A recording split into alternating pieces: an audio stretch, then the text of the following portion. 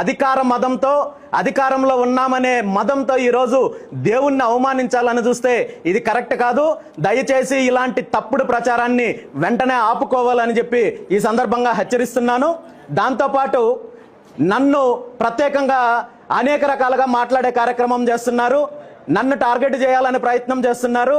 నా మీద కావచ్చు, లేదంటే మంగళగిరిలో ఉన్న పార్టీ ఆఫీస్కి వస్తాము, ఇంకో రకంగా చేస్తామంటూ వేరే రకంగా మాట్లాడే ప్రయత్నం చేస్తున్నారు. ఇలాంటి ఉడత బెదిరింపులకి బెదిరే ప్రసక్తే లేదు. గతంలో చూశారు, గతంలో కొంతమంది నా ఇంటికి వస్తే వాళ్ళ చరిత్రలు ఏమయ్యాయో మీకు తెలుసు. నేను న్యాయబద్ధంగా పోరాడుతున్నాను, నేను ఒక ఆశయం కోసం పోరాడుతున్నాను.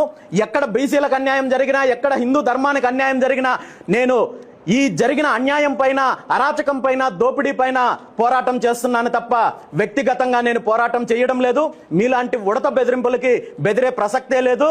ఇలాంటి చిల్లర మాటలు, ఇలాంటి అసభ్యకరమైన ప్రేలాపనలు చేస్తే మాత్రం పళ్ళు రాలుతాయని చెప్పి ఈ సందర్భంగా ఎవరైతే మాట్లాడుతున్నారో వాళ్ళందరినీ కూడా